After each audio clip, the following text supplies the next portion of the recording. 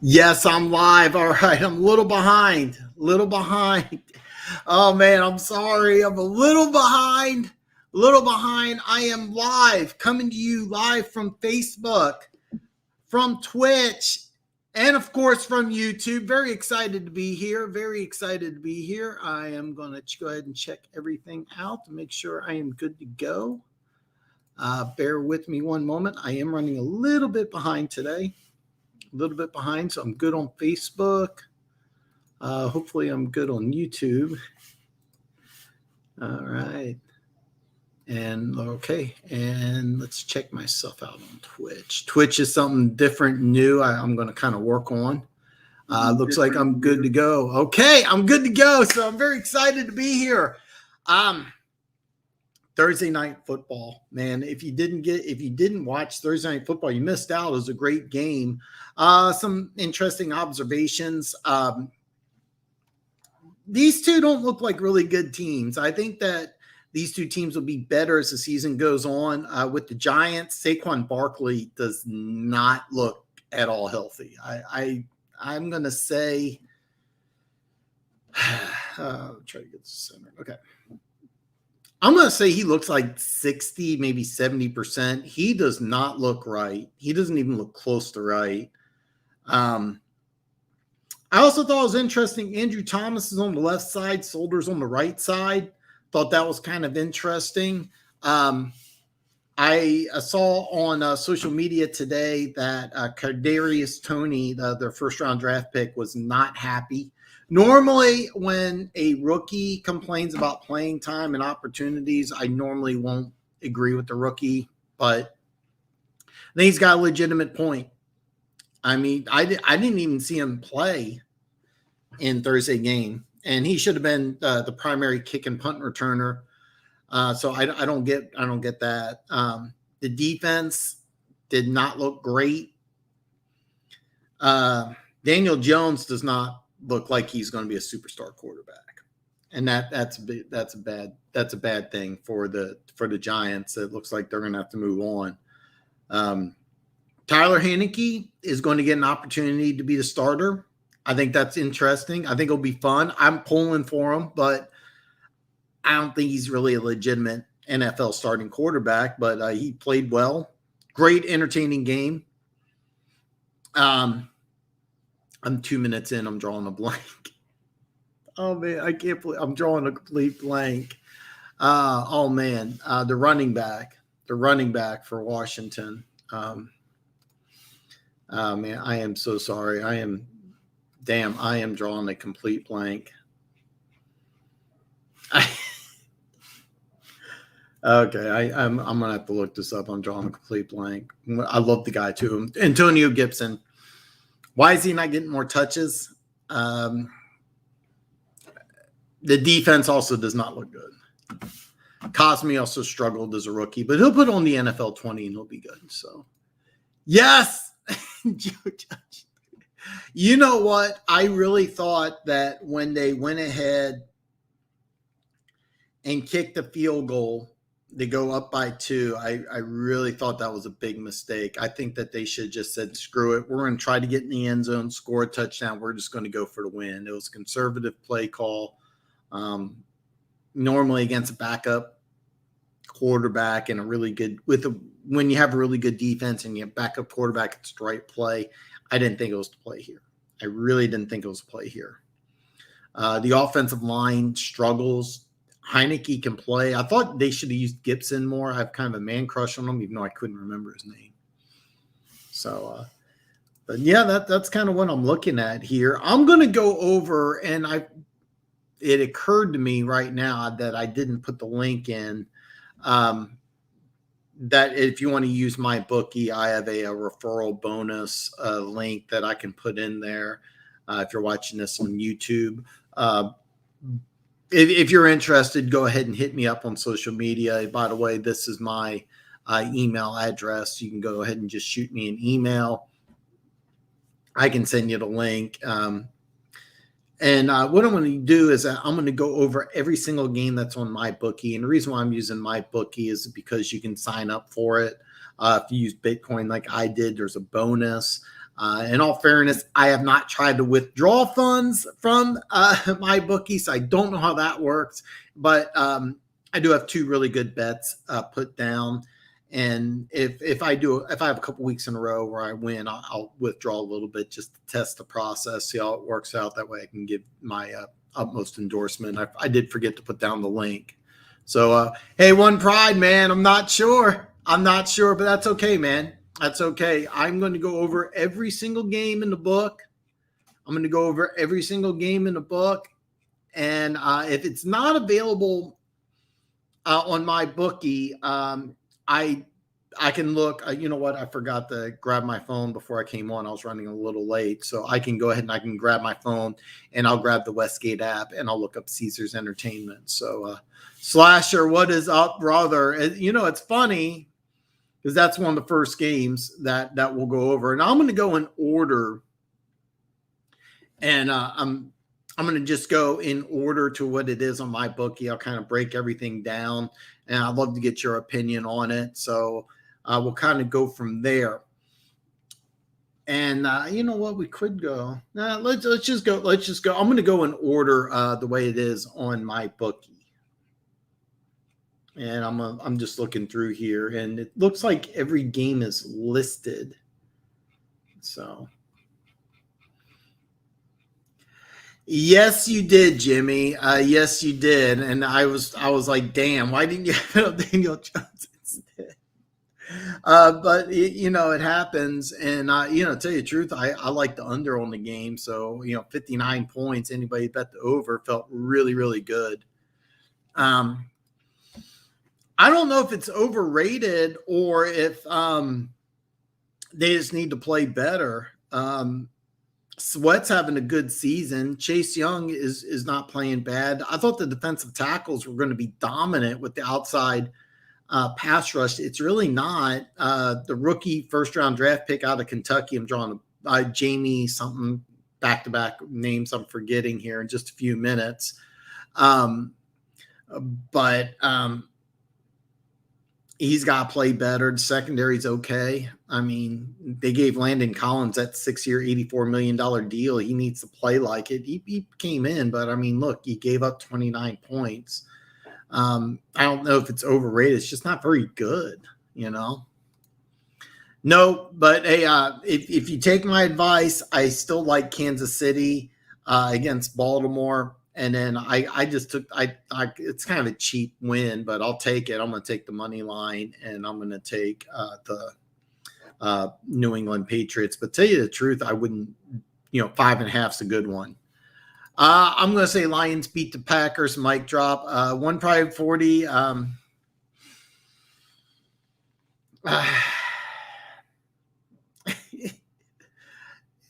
Show me the bet slip, man. Are you really betting on it? I mean, it's a big line, but I'm pulling for you guys and everything. Matter of fact, this is interesting because when we talk about both the Giants and the Washington football team, I think that Watson or Aaron Rodgers, how would either one of these teams be with either one of those two quarterbacks? And because both these teams are going to be quarterback shopping after the season's over. And it'll be very interesting because if one of these teams wants to offer a king's ransom for let's just say Deshaun Watson, if I'm the Washington football team, maybe I want to give up Montez Sweat and a couple of number one picks for Watson. I could see that. I really could see that. Levi starting this weekend. That's a good thing. Let's just go down the line here. Saints are actually, let me double check here. I believe that's correct. It doesn't say which one's at home and which one's on the road. So Saints at Carolina. Okay. Bottom team is the home team. So Saints at Carolina. Saints are a 3.5 point favorite. I do like the Saints. Over under is 44.5. I'm not sure that the Panthers have a great defense and the Saints have a great defense. It may just be that they just had a week one matchups that really worked out in their favor. I promise not vodka. It's just water. It may be that these two just had teams that just, they had good teams, or they just had good games week one. There's always some week one fluky things, but I do like the Saints in 3.5. Actually, I like the over because it's been 44.5. So that's kind of the way I'm leaning right now. Green Bay is literally imploding, and Zadarius Smith is hurt. After week one, yes, but I mean, let's take a look at them in the future. But I get what you're coming from. I get where you're coming from, and there's a lot of things to be hopeful after they came back. So yeah. I've been to the future. Every team in the AFC won this weekend. All but San Francisco can win in the NFC West this weekend. Cars are fueled by corn dogs. There are no more apples, and Raiders fans are Denver Gator, welcome, brother. Man, Denver Gator coming in strong, man. Next game on the docket, the Houston Texans against the Cleveland Browns, a 13-point dog. I really like Houston. I might take action on this one.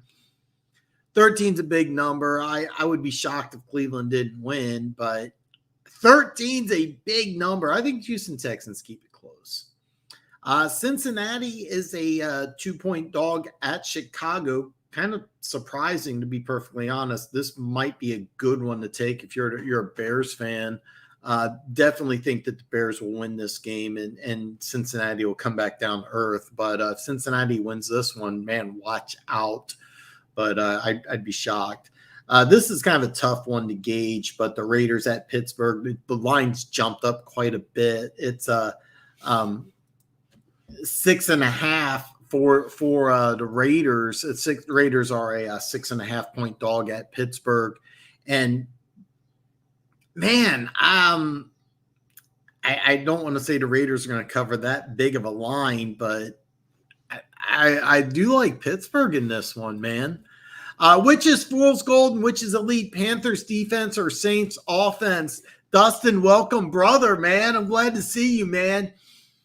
Unfortunately, in this case, if I have to choose one or the other, it's going to be the Panthers defense. I think that you're going against a rookie quarterback, a banged up offensive line. Now, they did play very, very well, and I think that they're going to continue to get better and better because they're so young. That defense is so incredibly young. What, they have 4 starters starting on defense, last year. And then when Roy stepped in, they really went ahead and jumped up. Not elite, but they are going to be. I think they're going to be a pretty good defense. The Saints offense. Let's face it, if Michael Thomas isn't there and he's not 100%, it's going to be down, but you still got an MVP candidate in Kamara. I don't know the box score off the top of my head, but Jameis Winston did throw for under 200 yards. He had 5 touchdowns, but this was a game that Green Bay just laid down on. I don't think the Saints offense is going to be elite, but one thing about Winston is that he's an immensely talented quarterback. I think that's really being overlooked. I mean, this is a guy who was the number 1 pick in the draft, deserved to be the number 1 pick in the draft, had a world of talent. And if you watch the Hard Knocks when he was on the Bucks, you could just tell there's a lot of immaturity to him. And I think that, being a backup, I love the way he handled himself. But I mean, you can't put 8 in the box against this team anymore because Winston can throw the deep ball. He's got a big time arm. It's going to be a fun game. One I'm really, really looking forward to. Rodgers got that organization by the balls literally, and they drafted. Everything you're saying is right. So, I mean, all serious, I really do think 3 teams in the AFC West are 2-0, each minus the Raiders. The Raiders got a tough one at Pittsburgh. I don't like 6.5, but I do like Pittsburgh to win that game. Sup Pride, tough game, but the offense looked good. I told a Packers fan at work that the Packers would lose to the Saints. He laughed at me because they had Winston. Well, who's laughing? Hey, you're right. You are right. Packers defense is overrated. They spent their entitled cap on offense. Winston, comeback player of the year. Hey, Mike, man, great to see you, brother. As of right now, yes. I mean, as of right now, 5 touchdowns. I mean, come on. We're going to have to see how he does this week, though. But, I mean, look, if he puts up big numbers, then absolutely he is. I think the Saints are going to be a playoff caliber team. I think week 1's indicative of how good the Saints could be, man. I think the Saints will be a playoff caliber team. And here's a guy who handled it correctly. He didn't sulk. He didn't pout. He went ahead and just, hey, boom, I'm here. I'm going to do the best job I can backing up Breeze. If you watched the Saints last year, Winston was around Breeze constantly. He was constantly in his ear. He was constantly cheering on his teammates. He was constantly learning. He didn't just sulk. He didn't just sit around, arms to the side, just wearing a hat, listening to the coach. He was learning. And I think he took an opportunity of being around a future Hall of Famer at quarterback. And I think he learned something. This would be my bet. It would absolutely be my bet. I'm kind of hoping Saquon Barkley gets him run for his money, but I mean, he does not look right at all. And I'm a big Barkley fan. It's just that he does not look good. He does not look good early on. Campbell will need a year to get it. You know what? I forgot about CMC. He had a great game. I think it was like 200 total yards, but here's the deal, Dustin. If Saints go to playoffs and the Panthers don't, then a playoff team will have the comeback player of the year. But CMC definitely in the running, Barkley looks bad, man. He does. He looks. I would put it somewhere between 60 and 70%, and he does not look good at all. Does not look good at all. And it's really a shame because there's not a more physically gifted running back in the NFL than Barkley. There really isn't. He's got all the athleticism that you could want. I don't know if anybody's aware, but at Penn State, he set every single weightlifting record, ran a 4.4 flat, had like a 41-inch vertical. He does not look good. You saw that breakaway run that he had. He just ran literally right out of bounds. And that's what most players do. But that's a run in the past. He could have just run away from those guys. He doesn't have world-class speed, but I mean, he's fat. He should have scored. He almost could have scored. In the past, he would have at least, pushed the defensive back. He just ran out of bounds, could have got an extra couple of yards. You know which play I'm talking about, I'm assuming, but yeah. Saquon Barkley is the new Jonathan Stewart. I think when Barkley gets back to 100%, we're going to see some good things. I think when Barkley gets 100%, we'll see some good things. No kidding. They literally have no defense, and not even their offense is good. And I think you're talking about the Giants, one pride. And then Hatter's House 710, man. I love it, man. Welcome, brother, man. This was not Chris Jones. That was Chandler Jones of the Cardinals. And he's trying for a new contract. That's going to be tough, too, because he's 32 coming off of an injury. Then he gets 5 sacks. So that's Chandler Jones. So, okay, you're talking about the Packers. And he says the Packers, no defense, not even their offense is good. This has happened every single year in Green Bay under LaFleur. They've had one game they completely shit themselves. They play like garbage. They will come back. So just you have to kind of ignore that game. And there's precedence for this too, one pride. After the bye week, both times after the bye, I think they got blown out his first season. I think it was 37-8 to San Francisco. And then last year, I think it was also San Francisco, like 37-20 or something. And like 2 of those touchdowns came late in garbage time. But this happened after a bye, and then the next week they were fine. But every single week or every single year, there's like 1 week where the Packers just go like absolute dog shit, but then they come back and they're one of the better teams in the NFL. And I think that they'll come back very, very big against Detroit. To be perfectly honest, I'm pulling for you guys, but I I'm kind of expecting a blowout win, even though divisional games are usually tough. I'm kind of expecting a blowout win here. When you spend 90% on the cap on offense, it bites your ass. Jair Alexander, I think he's a good corner. I think ignore it. Just take week one and throw it in the trash. So, well, it's good. Everyone got family in town, so I won't be able to mess with y'all for a minute. And yes, Chandler is going to play angry this year. Yeah, you're right about that. And that's a tough situation for the Cardinals because here's a guy coming off an injury. His best years are behind him. I think he's 32. He may be 31 or 32. Okay. Best years are behind him. What do you do? I mean, you could play hardball with him, which you're doing now. Then he gets 5 sacks. And he's going to play like defensive player of the year. And so if you don't pay him, and you don't pay him soon, at the end of the year, he's going to say, hey, look, you got to pay me. And if you don't pay him, you got a giant hole on a team that's ready to go.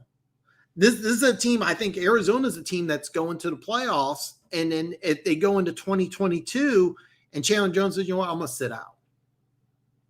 You can't really address it. You can't really address it. So it's a really tough situation. And keep in mind,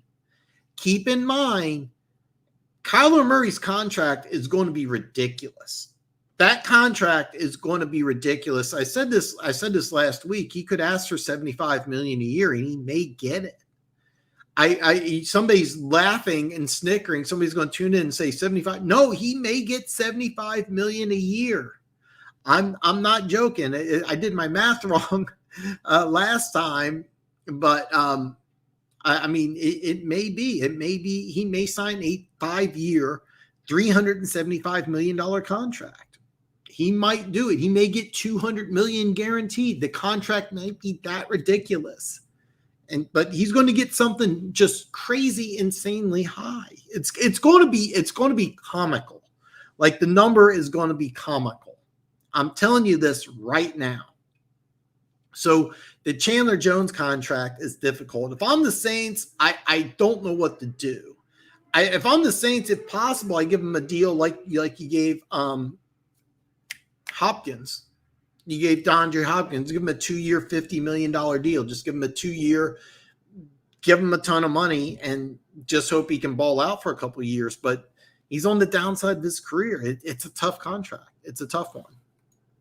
Got some love in here, man. I appreciate it. It took a minute, and I do apologize for being late. For those of you who don't know, I just I get off of work and I come straight here. I work from home. God, it was such a long week, man. Nobody cares. I apologize. So, but yeah, you're not wrong. The last time I spent on defenses, and they got the Smith brothers. I hate the Saints and their fan base so much. I cheer for Tampa and Atlanta when they played. Oh my, Dustin, I love the fact that you're here, and I love to get a Carolina Panthers because I never knew this. I actually would have thought if I was a Panthers fan, I would have thought the Tampa fan base was super annoying, to be perfectly honest with you. So that's awesome. I'm glad. This is why you're here. And I'm glad you're here. Dang, I really rock with Saints fans. I can't stand Care Bears. I'm just going to lurk when I hear the Cardinal slander. I'm going to go ham. Hey, man, I was just ranting, Red Sea. I was just ranting, man. And you're in a tough spot contract-wise, but it's really good to see Chandler Jones come back and have a great, great week one. Really great. Screw that. One Pride 40, Lions are going to beat the Packers. One Pride 40 announced that he is going to go ahead. He's going to get a payday loan on his car, and he's going to go ahead and put that whole paycheck on the Lions money line. One Pride 40 is betting on this. Saints going to, I think so too, Mike. I really think so. That defense, I think is going to be really good.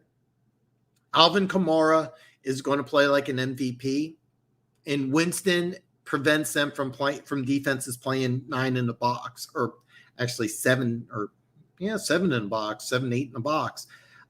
They got enough pieces to be dangerous. They really do. Really do. Chicago people in general aren't pleasant, so don't hold against their families. Not if we can help it. Lions, Mike saying the Lions are not beating anybody. And one pride, Mike, one pride just bet his car and a whole paycheck. Tampa, Atlanta, Carolina all hate New Orleans the most.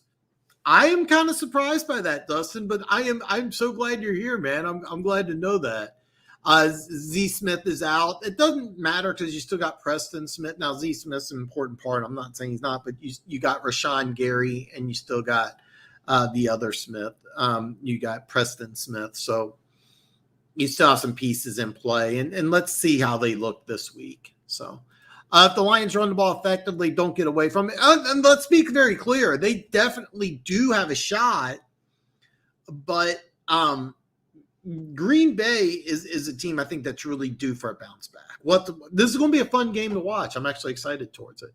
Saints look better. They look better than they did late last year. But do you remember in the beginning they came out, they beat Tampa Bay by, I know it was double digits. I want to say 34-23 without looking it up. It looked really good for a while. And then when Breeze went down, he came back. He wasn't the same guy. But here's the thing about the Saints. They had a top 5 scoring defense. You have an MVP candidate in Kamara, and you still have weapons. And then Michael Thomas, when he gets healthy, he's one of the best receivers in the National Football League. But Winston adds an element that Breeze simply didn't have. He has that big-time arm. He is a deep threat. I mean, the upside of Winston, like Winston's ceiling, there's only a handful of quarterbacks that have a higher ceiling than Jameis Winston, and you have one of the best offensive minds in the National Football League coaching him. I mean, you have to realize, yeah, he had some good weapons in Tampa. Bruce Arians is a great weapon, but he didn't have anything like Alvin Kamara. And the defense in Tampa Bay was nothing like the defense that the Saints have. That Saints defense is really, really don't get me wrong, Tampa Bay's defense now is really, really good. But when Winston was there, it wasn't. He needed to try to make plays. So why hate on a startup team like the Lions? Why not slap franchise tag on Chandler next year, pay big for a year? Tampa fans are a very chill fan base. I know that you are. You know what? I can't really say anything bad about the Tampa Bay franchise. I was just thinking since Brady went there, because every Tampa Bay fan all of a sudden has a 12 jersey on there. I thought that might irritate people. I'm asking. I actually don't know. I really don't. But and that's something that they may have to do, is slap a franchise tag on Chandler. It's kind of hard because you also have that Hopkins contract. I think I think they reworked it, so my mistake. But that Chandler Jones situation is going to be tough. Levi is coming back. Rodgers hasn't picked up the ball in a year and a half. We'll have to see how he does. Let's see how he does, man. We have to see how he does. Didn't you say the Lions? Yes. Not you know what? He did say that. He did say that. So, but this time, Funk, this time, One Pride is betting his car. He's betting his car. So, and One Pride 40. By the way, me and One Pride argued about this. I kept on saying you'll be lucky to get a second. He's like, no, we're going to get 2 first. I'm like, you're lucky to get second. You were 100% right. I was wrong. And I also bet on the Lions to cover 7.5 like a dummy. So it's because of Sean Payton. When he sweeps a team in a year, he plays videos of him sweeping trash and thanking all those teams for him. Oh my God. Oh, Dustin, you add so much to this show, man. I'm so glad you're here, man. Oh God, this is so awesome that you're here, man. What's the spread on the Lions-Pack game? You know what? Let's just bounce around, man. Let me see if I can get that up here. Right now, it's 11.5. 11.5. The over-under is 48.5. I'm going to tell you the truth here. Without looking at the weather report, if it's nice weather, I actually like the over on this game big time. The over-under is 48.5. Here's how I would bet this game. I would just put action on the over 48.5, but get 48.5 now because I think it'll jump up. I think I didn't take a. I don't know what it opened at, but I'm willing to bet the weather is decent. To go ahead and put action on the over. That's how I see this game. Even though I think last year both these teams played in low scoring games. I think one was low scoring, one was high. I don't remember off the top of my head, but if I was going to bet on this game, I would definitely take the over because I could see one team getting up and then the other team coming back. It was really cool how the Lions didn't quit and put up 16 points in 2 minutes. That was really cool. And I also think that they will play tough. I think that they will play tough. But I look for Green Bay to really come out and firing on all cylinders and making up for that bad performance. So he is a good play caller. He is a very good play caller. Winston still had Godwin and Mike Evans. He didn't have trash to throw to in Tampa. No, Dustin. I'm not saying he didn't, but he didn't have anybody like Alvin Kamara. They added Ronald Jones, Leonard Fournette. I forget the tackle that they added. They also had OJ Howard too, but the defense really improved. They added more pieces on offense. But the one thing that about Winston was that if you watch the Hard Knocks special, I don't remember off the top of my head. I want to say it was 2018. It may be later when they had Dirk Cutter there. Winston really came across very immature. He really came across extremely immature. And I just remember thinking, he's at the time he was in the division, with Drew Brees and Matt Ryan. I'm thinking neither one of those guys would behave this way. And it was just, he really looked like he needed to grow up. But he has all the talent in the world. Like his upside is elite level. Is he an elite level quarterback? No, he's not. But I mean, he has the potential to get there. 5 touchdowns, pretty good week 1. So. Pride, did you hear the only reason Barnes got in the game because Jamie was hurt? I'm starting to get concerned. Are you concerned? Okay, are you concerned that Barnes didn't earn a starting spot or that Collins is hurt? My nose itches. I am 89% sure it's not cocaine. I'd be more excited about Swift. That is awesome, man. That is awesome. Weeks extend. You're right. You did, and I apologize. I forgot that because I remember they signed a 2-year deal, and I was worried about it, but they extended him. So I made a mistake, Red Sea. I apologize, but no, you're right. Of this regime, Winston 180 football IQ. There's a lot. I didn't see it, Denver Gator, but this is something that he just has to grow and mature as a person. And it's going to be, the more he matures, the more he gets better from the neck up. There's like I said, there's a very high ceiling on this kid. I mean, people forget that. This was the number 1 pick in the draft. I thought by a big margin. Some people thought Mariota was better. I was not one of them. I liked the bigger quarterback. I liked the guy who had the 96 mile an hour fastball in college. Remember, he was a baseball pitcher. There was talk. A lot of people don't remember this, but the starter was E.J. Manuel, and he left college a year early, and he was the 8th overall pick by the Buffalo Bills. Didn't have a good pro career. I think he's out of football now.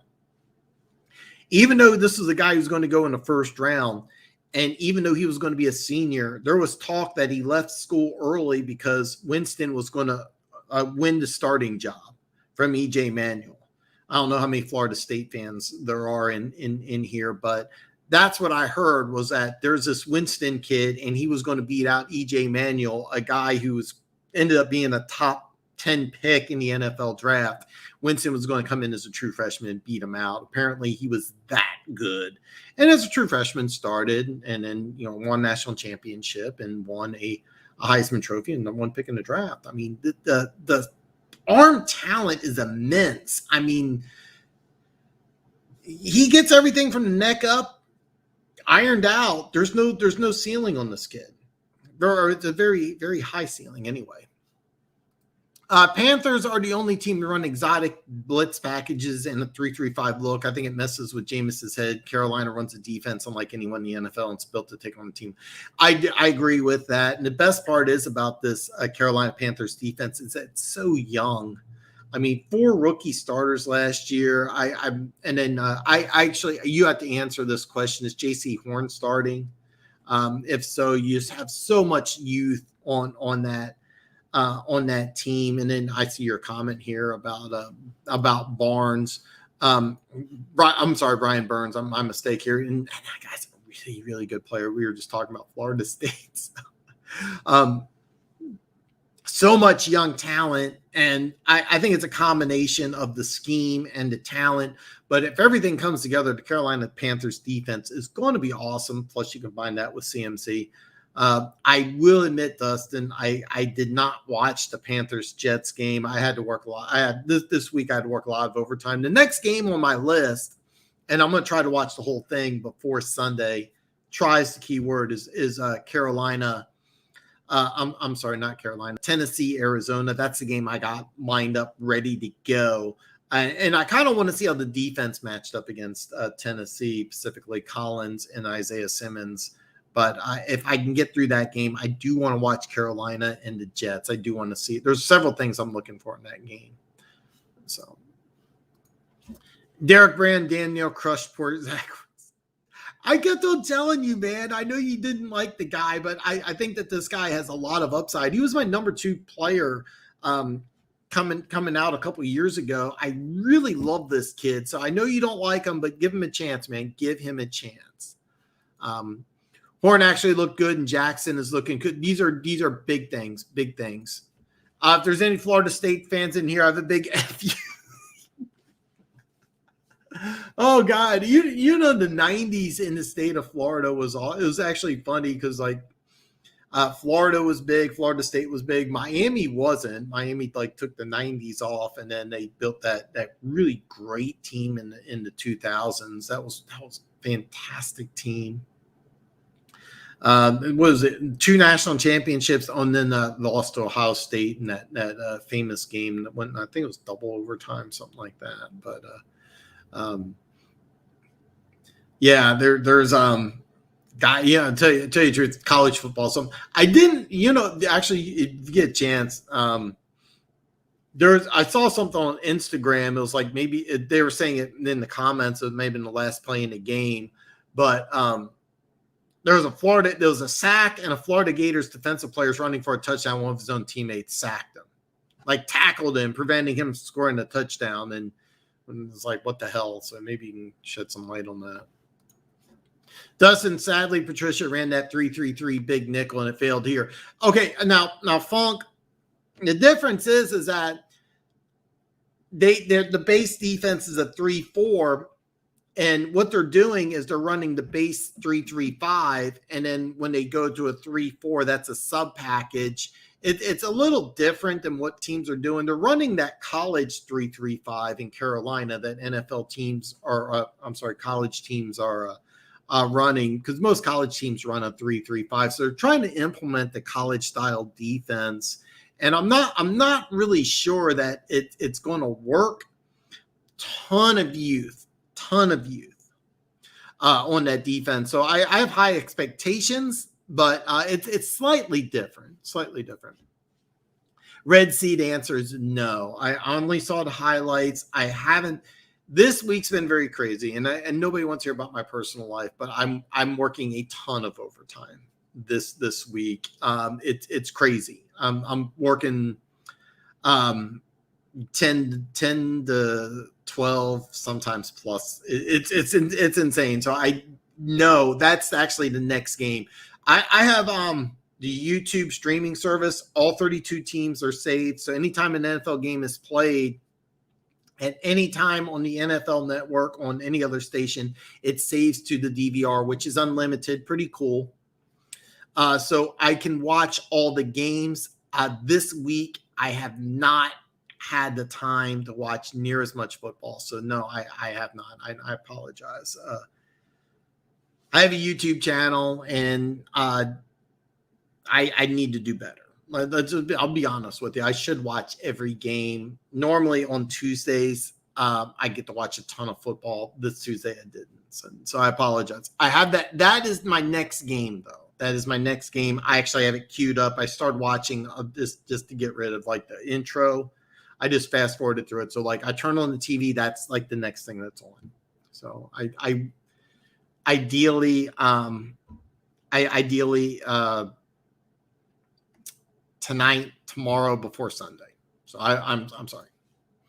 Phil Snow is a freaking genius. He is Matt Rule's mentor. Plus, we have athletes. The poor Lions did not. We have players running it all of our linebackers, corners in the fourth. There is a lot of speed and a lot of talent on that Carolina Panthers defense. And like I said, I was a huge Derek Brown fan. And so I love what you guys are doing. I love what you guys are doing. Is there any Florida Gators fans in here? I have a huge FU from the – oh, boy, man. Oh, boy. 3v5s do work, but the problem is with Fanny Matty is obsessed with size, not speed. Wow. Doesn't I agree? Your squad's more suited for it.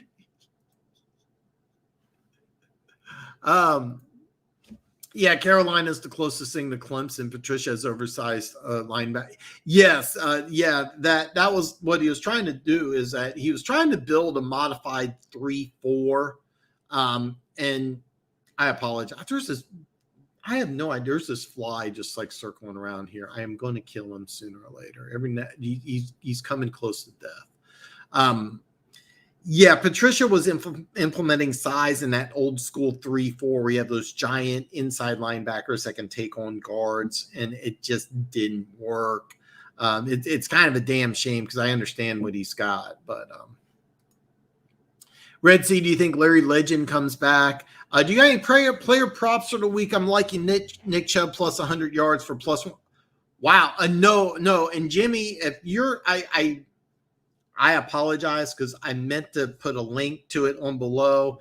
It's the Wager Talk Player Prop Show. It comes on Friday. It's actually coming on earlier this year. Last year you came on at like 4:30. This year came on at 2:30. I did not have a chance to watch it. The very first prop that he came out with was over on the Andy Dalton attempts, which was a very low number. It was like 32.5. And he finished, I think, with 39 attempts on there. That's a show that I love. However, Nick Chubb over 100 rushing yards, I absolutely love. Even if Wills doesn't play, I still like this move. And it's nothing against the Houston Texans defense. It's just that I really think Cleveland wants to establish the run. I think that the goal of the Cleveland Browns is to protect Baker Mayfield as much as possible. And I'm don't know if OBJ is going to play or not, but I absolutely love that, especially for plus 150. If it was like plus 110 or 120, I'd say pass. Keep in mind 100 rushing yards, even though it sounds like, this is something that you can do either every week. It is still a big number, but plus 150, I absolutely love it. I absolutely love it. I do approve on that. I did not have a chance to listen to the show. And I currently don't have any props. I only got 2 bets this week. As I got Kansas City at 2.5. It's now 3.5. I still like 3.5, but if you can find 3, take that instead.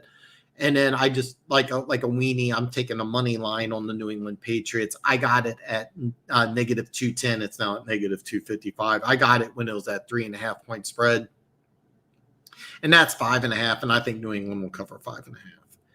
I don't like betting a 5.5. That's why I took the money line. So the Broncos Jag game is going to be an embarrassment of a game by the Jags. Seriously, tell me how the Jags can win more in 4 or 5 games this year. I'm asking. I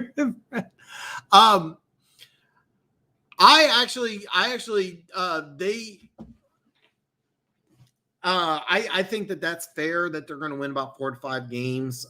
There was a lot of hype on them.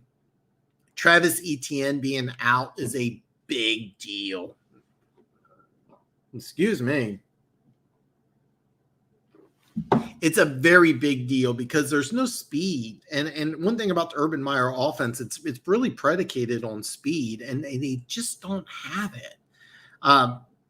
That's why Etienne was so important, is he implements more of a big play threat that their current running backs just simply don't have. I didn't watch the game, and I have no idea how much Trevor Lawrence is going to be used as a runner, but it looks like this is going to be the opposite of Urban Meyer, what Urban Meyer wants to do. And they're going to have to throw in order to run the ball. Where what he really wants to do is play an old school offense. He wants to have a run heavy offense, and then, Trevor Lawrence, take advantage of the running game, which I don't think they're going to have.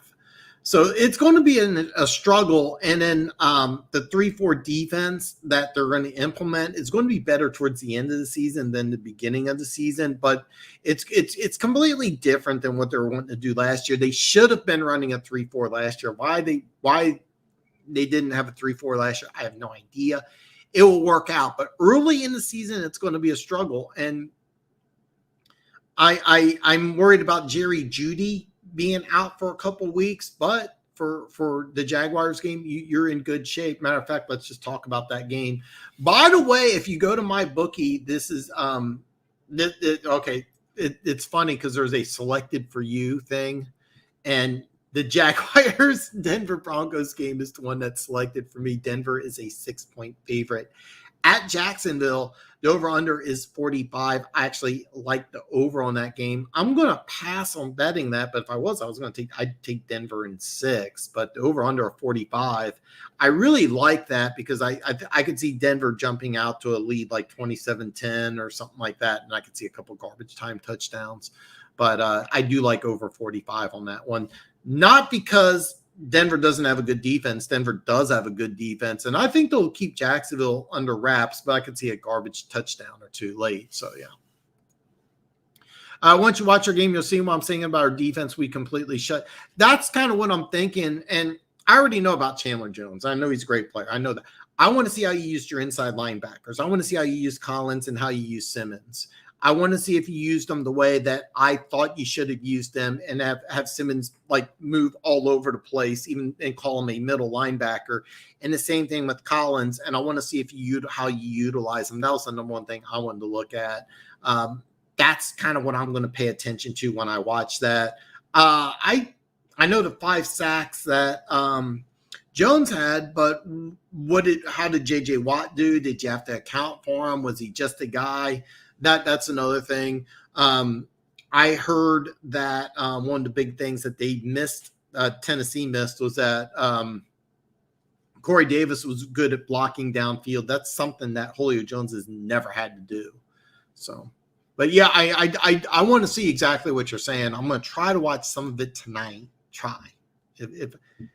And again, I have a YouTube channel. I should be able to watch more games. This week's just been very difficult for me. So again, I apologize. But that's also one of the reasons why I want you guys here. So I want to hear from you. And you've been on my show, and you're objective enough that you know that, hey, look, if you had a bad game or you did something wrong, I want to hear it. I want to hear you say, hey, look, we didn't do this, we didn't do that. And I think you'll tell me. You had a great win. I seriously think that you – remember when we broke down the NFC West, I said I think the 49ers are the worst team in the NFC West. I think I'm right. So I agree. Funk, Carolina has a ton of athletes. You can't say play a position, they play a scheme. That's actually brilliant. I wish I would have thought of that, man. Actually, do you need that was, I was really I'm going to touch base on this. When they signed Manny Diaz, I was really excited, but he's proved that it's too much for him. He probably should have just stayed at Temple and learned under the ropes at Temple, and instead of just getting the head coaching job at the University of Miami. Believe it or not, I'm not a Miami fan. I'm not a Canes fan. I'm not a Canes hater. I think college football is a lot better when the Miami Hurricanes are a dominant, top 10 team. It's just better for college football. They're a typical villain, but Manny Diaz does not look like he's ready. He doesn't look like he's ready. He's a guy who probably should have coached at Temple, built Temple up, and then left Temple. For those of you who don't know, what happened is he left. He was the guy who started the whole turnover chain. That he created that, and it really took off, and the defense was getting really good. And when you're a big time coordinator for a big time program, you get a head coaching job. So he took the head coaching job at Temple, and then the head coach from Miami, and I'm drawing a blank on his name, stepped down, and they said, "Hey, you want to come back?" And Temple's like, "Hey, look, we get it. We're Temple. We're Temple. We're Temple. You're from there. Go ahead, go." And they worked it out. There's probably some financial compensation for Temple, but I mean, it's Temple. Come on. But so far, he's not proved up to it. I mean, that's just he hasn't proved up to it. Look, yes, they beat Appalachian State, who is ranked, but you're Appalachian State. I mean, come on, you're not supposed to win that game by 2. Not in Miami. You know what the most exciting? You saw the cat, didn't you? The cat was cool. So that and a fat guy likes to ride 4-wheelers didn't believe in the pass rush. They believed they covered long enough they would get pressure, and it's the other way around. Mike, Miami taking an L tomorrow. Wow. You know what? I'll be honest with you. I actually have no idea who they're playing tomorrow. I've been meaning to. So let me take a look here. Who are they playing? Okay, I'm looking it up right now. Oh, wow. Michigan State at Miami. All right.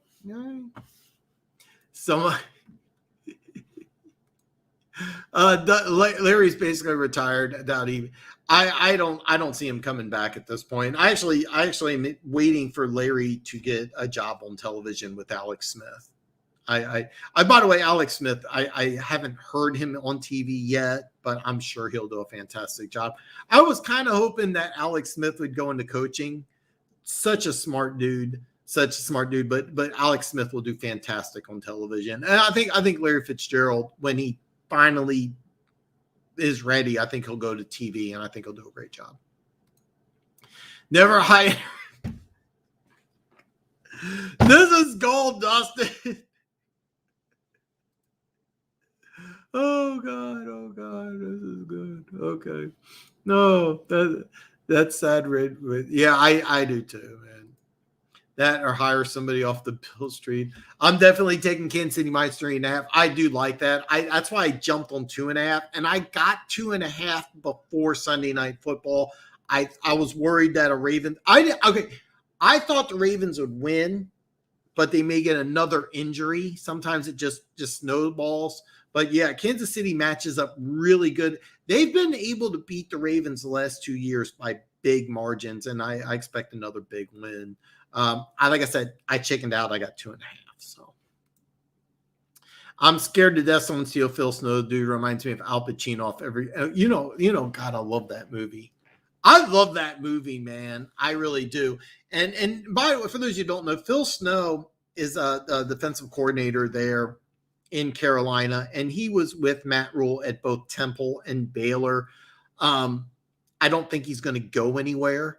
But if he does go somewhere, I think he'll go to the college ranks. But I think he'll stay. He definitely will stay. I think he'll stay for next year unless they do something really crazy. So I actually like Denver to cover it against the Jets. I do too. But I like the over more. But yeah, I do. It's just 6 okay. 6 is a big number, especially when your quarterback. He played good. All right, but your quarterback situation is still so. So that's why I'm hesitant. That's all. I would take the over, but to tell you the truth, Jimmy, I like both. If I had to say which one do I take, Denver or Jacksonville, I'm definitely taking Denver, but I like the over a little more because I think points will be scored in the game. So I think that team is screwed against that defense. We'll have to wait and see. But if you took 6, I wouldn't blame you. Mac Jones is going to be the best rookie QB from the class. Said it from the beginning. I stand by. You did. You absolutely did. I think we got to wait a few years, but the one thing I do like is that Jones has got the offensive line. I know that the running back fumbled twice. The Bama running back, I'm drawing a complete blank on his name. I've had 3 name blanks already. It's about 55 minutes into the show. But yeah, to tell you the truth, he doesn't fumble. There's a chance that they win that game. You've been saying it since day one, Dustin. You've been saying it since day one, man. I'm giving you props, man. If I wasn't out right now, I'd hop on the call and tell you what Hey man, yeah, dude. Yeah, hit me up on Instagram. I'm gonna try to watch part. If everything works out, after I finish the show, I got to work a little tonight. I'm gonna try to watch part of it and then watch part of it tomorrow before the game. More than likely, I'll probably work very late Saturday, and I'll probably wake up and it'll be close to noon. I'm in Kansas City, so football starts at noon here. So more than likely, I'll probably just wake up and boom, just turn on the game and start watching football. But if I have a chance, I'll watch some of it Sunday. But I do want to watch it. I kind of want to get my own opinion on it. But I'm not saying I don't respect your opinion. I just kind of want to watch it and just like, hey, I'm going to have my own opinion. Here's what I'm seeing. I want to see if Tennessee just laid an egg. Is Arizona really good? Just saying. Not saying this is a fan. I know 6 on the road is tough, but I'm predicting 31-16, give or take. But 6 for this team, I take Denver all day. Yeah, 6 for a road team is tough. I do like Denver. But if I had to bet on this game, I'm just looking at 45. And like, man, that's a low number. And I could see some points scored in garbage time. That's all I'm saying. If we beat the Packers on Monday, the Packer fans are going to freak out like the guy in the Wars. They play Jacksonville. If the Lions beat the Packers and the Panthers beat the Saints, this would flip the world upside down. I will say this. I think it's much more likely that Carolina beats the Saints than the Lions beat the Packers. But I'm actually really excited about both games. I kind of want to see how all 4 of these teams look. So, okay. I'll be walking around in my birthday suit on Tuesday if the Lions beat the By the way, where's my jersey? One Pride 40. So, Denver, you should win that. By the way, Miami losing tomorrow. Go green. Oh, yeah, Michigan State, Miami. So, you know what? Maybe I should DVR that one. Yeah. Dan, you need to DVR Bama versus Gators tomorrow, at least first 3 quarters, and turn it off close until the 4th quarter. Then the Gators. I actually, Denver Gator, I didn't even know Bama was playing Florida, and that is something I do want to watch. That is something I do. I had no idea they're playing. I had no idea. I do have to work tomorrow, but I can DVR that one. If I DVR it, I'm not going to watch the whole thing. I'll skip a lot of it, but I do want to see bits and pieces. So, yeah. Hey, One Pride, do you miss Saban yet? No, he really. You know what? Actually, I have no idea of that whole situation. I know he took LSU, and a lot of people thought at the time it was considered a lateral move, but he really just wanted to get with the SEC, and I mean, it worked good for him. I mean, he ended up winning a national championship and going pro, so it's not really you can't. I don't think you can really blame him, but I kind of forgot about that whole situation. For those of you that don't know, they got the offensive – okay, Michigan State, for those of you that don't know, they got the offensive coordinator from Georgia, and they're bringing in SEC players from Florida and Georgia, and that's going to cause some problems. So what do you think is wrong with the Ravens? Okay, obviously the injuries.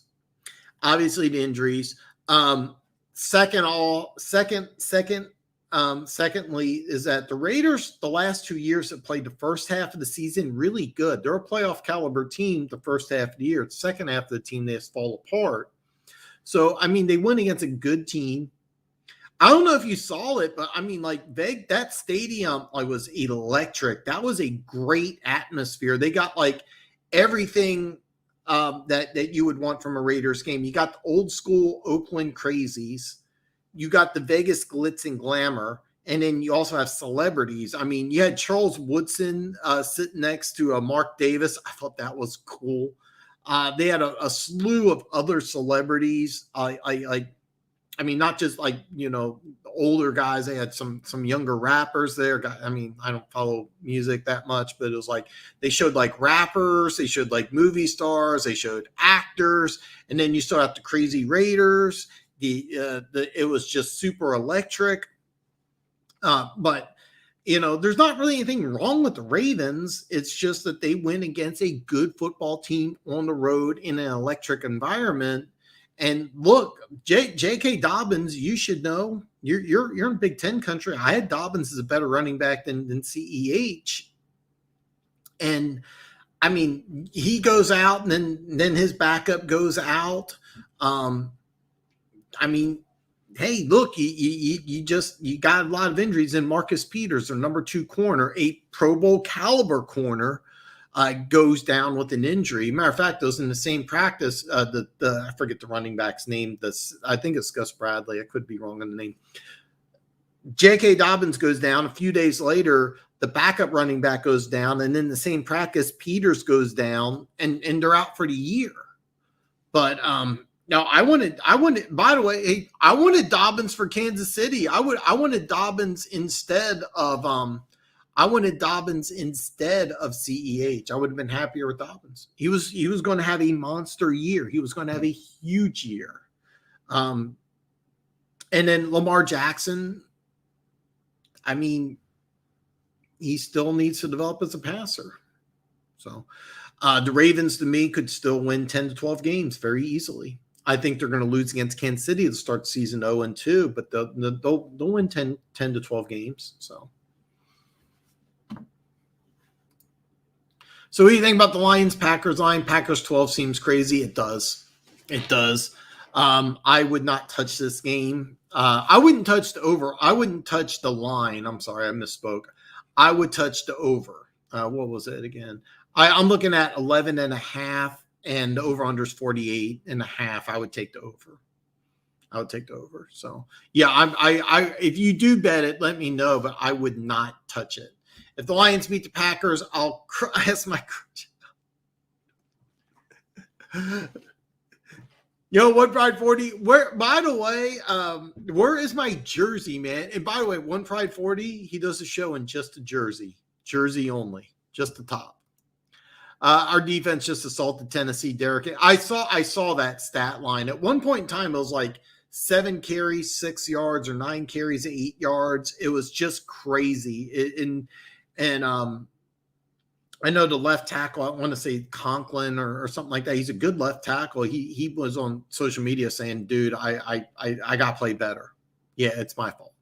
And I like it when a player does that. But yeah, I don't know if Tennessee just didn't show up to play, but under Mike Vrabel, they've not really done that. He's done a pretty good job as a coach. I mean, it was in Tennessee, wasn't it?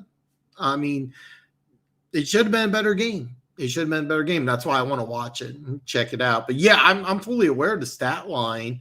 So I kind of want to see what happened for myself. So yeah, Swift. I had Swift higher.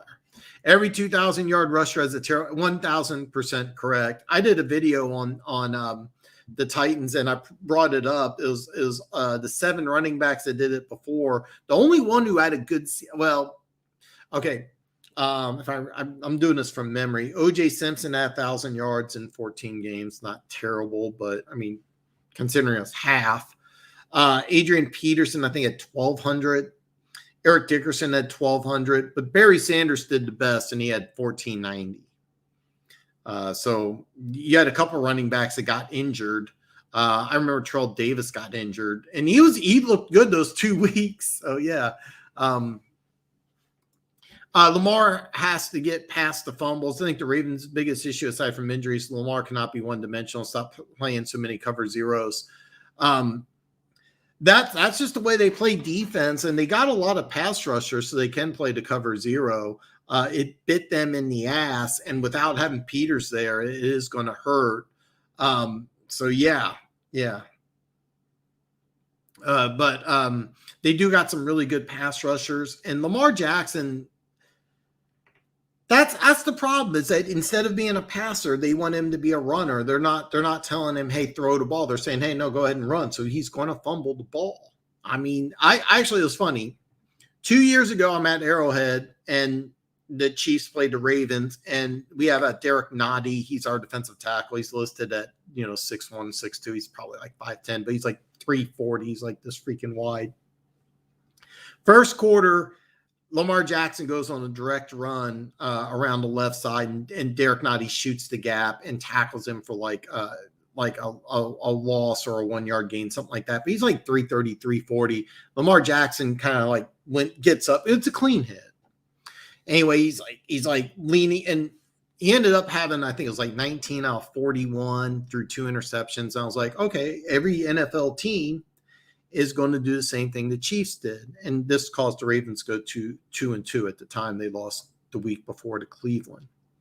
Well, they won 12 straight games, and Lamar won an MVP trophy that year. And I was like, why didn't everybody do what Kansas City did? And I think more teams are going to figure out you cover the outside hash marks where he struggles, and sooner or later he'll fumble the ball. I agree with you. And when Lamar, the more he realizes the less he runs and the better he passes, the more they'll win, then the more they'll win. This is no surprise to anybody. By the way, this is not an injury, Mike, believe it or not. I forgot to mention this. I should have said something to you. This is not an injury. It's some sort of a personal issue, but Flores, the coach for the Miami Dolphins, head coach Brian Flores, said it was a surprise. He said that they support him, but yeah. Yes, I did. Okay. Okay. I had Swift as my number 1. I had as my 1B Jonathan Taylor, but I didn't think Taylor would be a good fit for Kansas City because he caught something like 7 passes at Wisconsin. And if you're going to play in Kansas City, you got to be a receiving back. Now, that said, he had, I think it was like 35, 40 catches without looking it up. But anyway, he caught the ball decently for the Colts last year. He was a lot better than I thought he was. But depending on type of offense you run, it was Swift is 1A and Jonathan Taylor is 1B. Remember, I thought Taylor would be a first-round pick if he ran under a 4.55, ran a 4.38 or 4.39 at 230. He's a power back with a sprinter speed. So, yeah, I really like Jonathan Taylor. I didn't like him from Kansas City. But I had Swift, then Dobbins, then CEH. But I thought CEH was a third round player. I remember he ran like a 4.62. He didn't look like he was particularly fast at LSU, but he did catch a lot of passes. And what Kinsey liked about him is that even though he's short, he's not small. A lot of times you look at a running back and you're like, okay, he's 5'7", but he's 205. That's a small back. That's not a small back. I mean, he's a big dude. He's just short. And so the Chiefs like the fact that he's 5'7", about 210. By the way, Eric Bieniemy was 5'7", 210. Eric Bieniemy is the running backs coach, offensive coordinator for the Chiefs. So that's kind of what they're looking at, is that they want a running back like Eric Bieniemy because CEH can handle that 20-plus carry workload. I thought Dobbins would be able to do that, and Dobbins I thought had more speed, and I liked him more. I wanted a running back with more speed. The Chiefs are like, no, we're good. So I thought this year the Chiefs are going to regret it, but they are not, because the Chiefs ended up with CEH and J.K. Dobbins is hurt. So, but yeah, I did want Swift. When I saw the Chiefs drafted the running back in the 32nd pick, I was like, yes. And I was like, CEH? Wait a minute, Swift? I had to do a double take. I was like, well, who got Swift? I was like, oh, fuck. Yeah. Yeah, you're 100% correct. But I would have been, okay, I would have taken Swift, then I would have taken Dobbins, then I would have taken CEH. But I thought CEH could have got him in the second round. Yeah, it's personal. Will Fuller's out for personal reasons. But get used to it. Will Fuller always misses games. So, amazement, man. I'm so glad you joined, man. Cincy +3. Let's go over all these. Let's go over all of these. I said I was going to go in order and didn't do it. So you got me being a liar. And okay, Cincinnati is a +3, and my bookie has 2. So if you got Cincy +3, you got a really good number. So kudos for you for getting that great number. Indy +4, and I did not have that game yet. Hold on. Indy +4. That's interesting. Indy's at home against the Rams. So that's a good one. I like the fact because my bookie has plus 3.5. I love the fact that you got plus 4. That's a really good number. I'm not super fond of that because I do think the Rams have a better team, but it'll be interesting. It'll be interesting. I love the fact that you got 4. That's a very good number.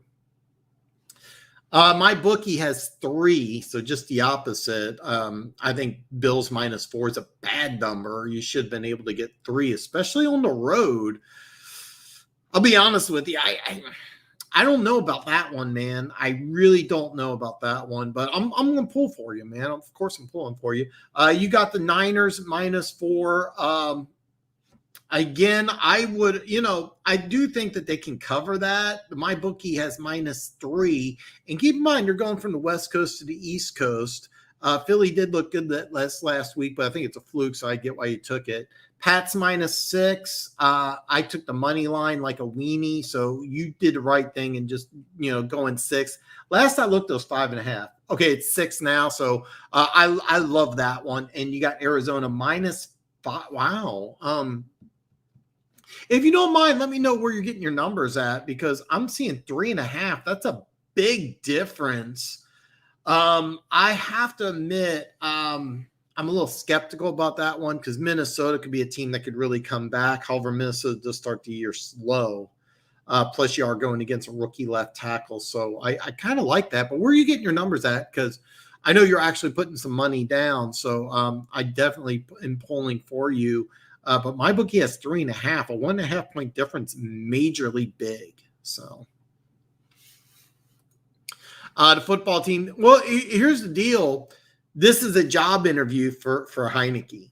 This is a job interview. If he plays well, he's going to continue to be the starter. Remember when Dak Prescott played, he was the backup. And even after he was winning games, he's still the backup. And I think it was about like 7 or 8 weeks. They're finally like, well, we're going to let him stay even if Romo comes back. And I'm not comparing, it's kind of funny comparing Washington and Dallas, the same thing. But yeah, so it doesn't matter because neither one of these guys are franchise quarterbacks, in my opinion. But Heineke, over the next couple of weeks, is going to get an opportunity. And they said that Fitzpatrick's going to be out 6 to 8 weeks. Well, let's just say 5 weeks from now. We'll use that 6 number. So 5 weeks from now, let's just say they're 4-1. Fitzpatrick's going to go to the bench, and he'll do the same thing he did in Miami, and he's going to mentor the young kid. But what's going to happen is the Washington football team will get a quarterback after the season's over, and you're going to have some interesting choices. You could have Daniel Jones, maybe. Drew Lock, he's going to be available. Do you make a big play and go for Deshaun Watson? Do you give up an arm and a leg? What's interesting about Washington making a trade for Watson is that they could trade Swift or Young. They won't give up Young, but they could trade Swift, even though they gave up, I think it was a second to get back into the first round for Swift, but you'd want to give up Swift before you give up Young. Do you give up players? Do you give up Swift and one of the defensive tackles and maybe a corner or something like that? I mean, you could do a lot of different players.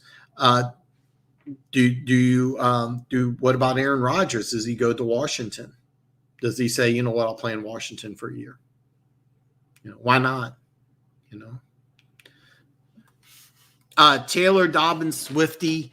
I had Swift definitely over Dobbins. That was a definite, but I love Dobbins. I thought Dobbins was definitely much more a first round candidate than CEH. And then Taylor, once he broke 4.55, remember at 230, this dude was a power runner, but I wasn't sure about his speed. And I was like, dude, if he cracks 4.55, he'll go in the first round. Ran a 4.38 and ended up going in the middle of the second. And I remember thinking, damn. So I think they are one probably remembers that Fitz is out for the year, and Fitz is out 6 to 8 weeks, but that could be changed. And Kyle Allen is a decent backup. Kyle Allen played a little bit under Riviera in Carolina. You remember that, of course. And Kyle Allen was actually, this is funny because Kyle Allen and Kyler Murray were both quarterbacks picked at Texas A&M. Both of them ended up leaving, if I remember right. if I remember correctly, and I could be wrong, but I know Kyler Murray went to Oklahoma. I don't remember where Allen went or if he just stayed there at A&M. That was one of the reasons why the coach ended up getting fired, is he brought in all these 5-star players that ended up hanging out for a year and leaving. But Allen is a decent backup, but this is a chance for Heineke to shine. I mean, he's going to have an opportunity. But I think when Fitz comes back, unless Heineke plays lights out like he did Thursday night, Fitz will be the quarterback, and in 2022 they'll look to either draft a quarterback or get one in free agency. And knowing Ron Rivera, I think he wants a free agent. Very interesting that there's no talk about Cam Newton going there, and there should be. This would actually not be a bad move for Baltimore. They're going to go with Le'Veon Bell. I think they also have somebody else, and they're very finicky. More than likely, they would not offer a second. They would offer a third. If I remember, Chuba Hubbard was a third or fourth. So you're not going to get more than a third. But yeah. Well, he deserved the backup spot, but he didn't deserve the starting spot. So yeah. All right. Okay, I'm a little behind on comments. Giants have no trust in Jones. Washington, Heineke. Throw the ball more in Jones. It's only Heineke's third game starting. You see Galloway yelling on the side. Yeah, I saw Galladay yelling at somebody, and I think Galladay's just frustrated in general. But yeah, the Giants situation's not looking good. This is the reason why I originally had the Giants winning the division. And I was going to put action on Giants over 7. Thank God I didn't. I'm like, I kind of want to wait and see what happens. So, yeah. I feel bad for Kyle Allen. I feel bad for Kyle Allen. Honestly, dude's done well, but loses his job. Yeah, it is kind of a shame. But you got to stay healthy to play, man, especially if you're not a first-round quarterback. So. I want to watch this game because I heard he played really well, but 19 points against the Jets, which are he should have a lot more. So I would stay away from the Indy game. Indy might be with or without Fisher and Nelson makes a huge difference ultimately how Wentz performs. So we played very vanilla last week on purpose. Didn't give away too many looks. So far, so good. Wish we called more crossing and slants. Didn't see any last week, but this week we could throw the book. That's kind of what I'm thinking too. Oh, then for real, then I'd take the Rams. Yeah. That there's some questions with the Colts, so that I would advise against it. But of course, I'm pulling for you, man. Yeah, Arizona's the only pick that worries me. It opened at 5. I think Minnesota is bad, and Zimmer should be on Zimmer is on the hot seat. Absolutely. But Zimmer also starts the season slow, but he'll get better. I think he got him at the right time. Dan, give us 2 blowouts and 2 upsets, 2 locks. Kids. I'll give you 2 locks. I already called them. I put action on it. Kansas City and New England. Bill Belichick against a rookie quarterback is gold. You always want to take that. And after last week, I think you'll see a really pissed off. I got the number at negative 210 for the money line. I pussied out and I was just doing the money line. Kansas City against Baltimore. I really like that. Keep in mind, Kansas City has an extra day and a half. Remember that Monday night football game went late in Vegas, so they have to go back across the coast where Kansas City had a home game and, probably, had some fun Sunday night. And then Monday practice, watched Baltimore on TV and saw some things that they could probably take advantage of. So no disrespect to the Raiders, who had a great win. Kansas City's a different beast than the Raiders. They're a different tier team. So I definitely like Kansas City. 2 blowouts. I don't know if I'm going to see any blowouts. I'm looking at Tampa Bay at home against the Falcons, and I'm thinking that I wouldn't be surprised if that was a blowout. I'll just take that one. And then I'm sorry, guys. I think Green Bay is going to come back with a vengeance against Detroit. I mean, I've been saying this for a while. I think you're going to have a bad year. But you're building a great team, and I'm pulling for you guys, man. I want you to know, Lions, man. I'm pulling for you, but man, I'm just letting you know now. I think those are 2 blowouts, 2 upsets. All right, let's see if I can find an upset or 2 here. Let's see if I can find an upset. I'm pulling for the Eagles against the Niners. If I was going to find an upset, I'll be honest. I could see Miami winning. I think Miami may surprise Buffalo. I've been telling people I'm not really impressed with Buffalo. I didn't have a chance to watch Patriots Dolphins, but I think the Dolphins are a sleeper team, and I think Buffalo is a team vastly overrated. And I think they made a mistake by not shoring up the defensive tackle position and not shoring up the running position. They're a one-dimensional team with a quarterback who wants to run the ball, and this is a big mistake. This front seven Miami has is fast and athletic, and they have some really good corners. I think this is a good matchup, plus it's at home. And for those of you that don't know, Miami in September used to have this massive home streak back when it was the Orange Bowl. They used to be unstoppable in September because it was like 195 degrees. You have a team from up north coming down south, want to play in some brutal heat. And I haven't even looked at the weather report. So that game kind of sticks out as an upset. I know it's going to bug some people because I'm not a fan, but I've been saying this over and over again. I have to admit they did win against the Washington football team, which I predicted they wouldn't, but the Chargers are a 3.5-point favorite at home against Dallas. Dallas could win this game. It'll be very interesting to see how they match up. I know they have some problems with the defensive line, and the Chargers offensive line played pretty damn good against a much better unit, but Dallas is a team that I think they can take a part of a weakened secondary. I know Derwin James, is back. So that's just 2 games that kind of stick out, So as far as an upset, I mean, Dallas is a 3.5-point dog. It wouldn't surprise me if Dallas beats LA. I don't think the Chargers are really that good of a team. And I think that they're going to surprise people by not being that good of a team, even though a lot of people think that they're going to be a playoff caliber team. So that would be an upset. But I'm only betting on 2 games, and I already put the action down on. I took the money line for New England like a weenie, and I took Kansas City at 2.5. So, though I kind of hope the Lions drafted Minnesota running back. I'm sorry, Michigan State running back. You know what? I'll DVR the game, and I may get a chance. My survival pick is Denver. It's perfect time to use Denver since I won't use them again. Plus, this is actually really smart because I think this is a perfect win for Denver. And I think this is a great opportunity for Denver to use in a survival league. Perfect opportunity because they're an under the radar 2-0 team. And then keep in mind the Judy injury will hurt. It's going to hurt quite a bit. But they also have Cortland Sutton. They still have Tim Sanders, Noah Fant. And they're going to be a run first team. So yeah, I feel good about that one.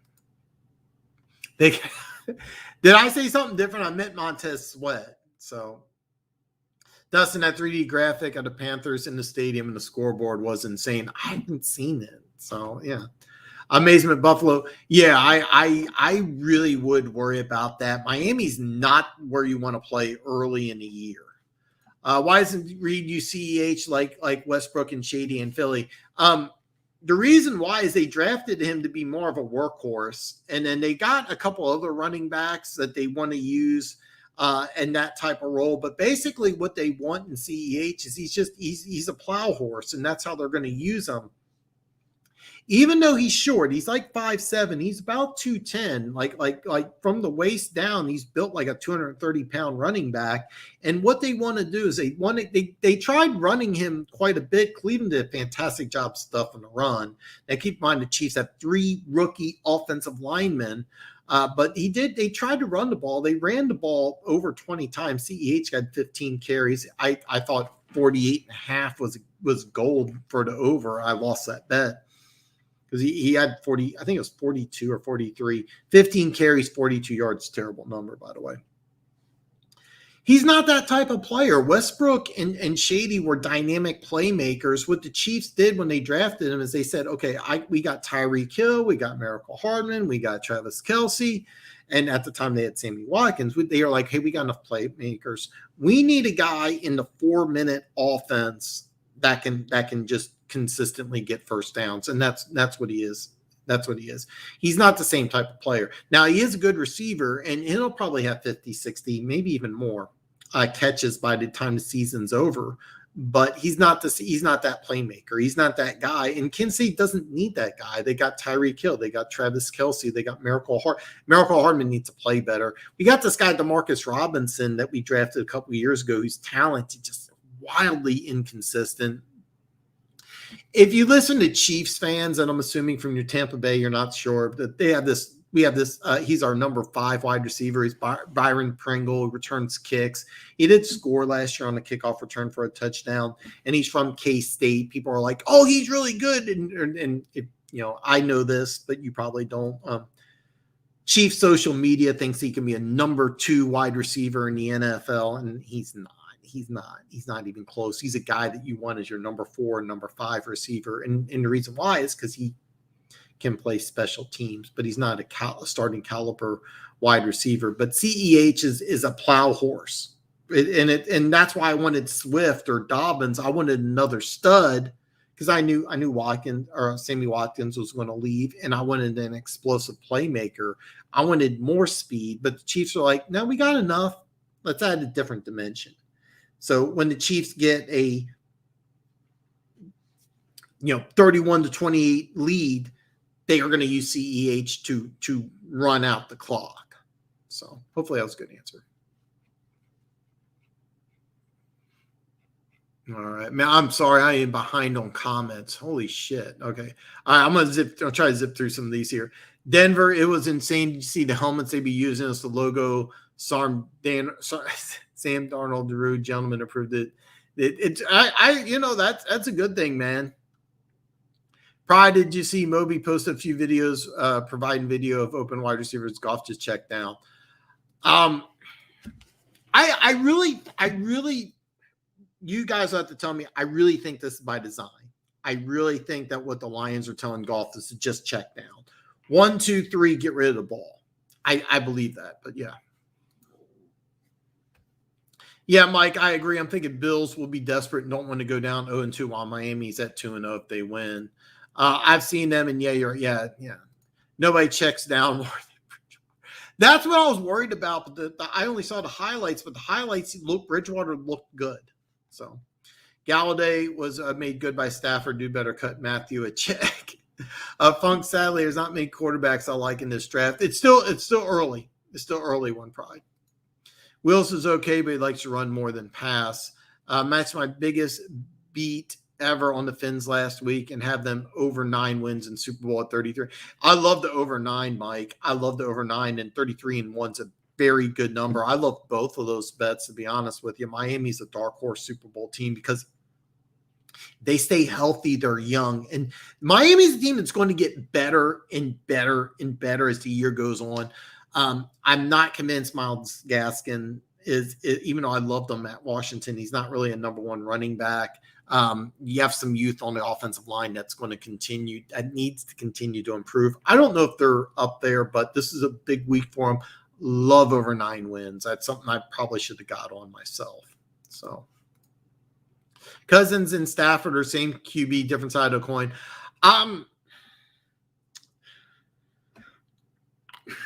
I don't think they're the same at all. But one thing I'll say about Cousins is is a natural passer, and I really liked him at Michigan State. And actually, I remember thinking the Washington football team came to Arrowhead and they lost, and Cousins was the quarterback. I remember thinking I'd rather have Cousins than Alex Smith. I like Cousins a lot.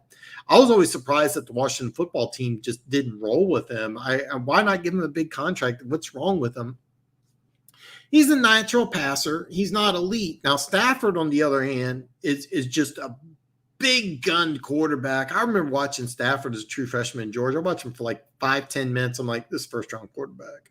You could tell instantly.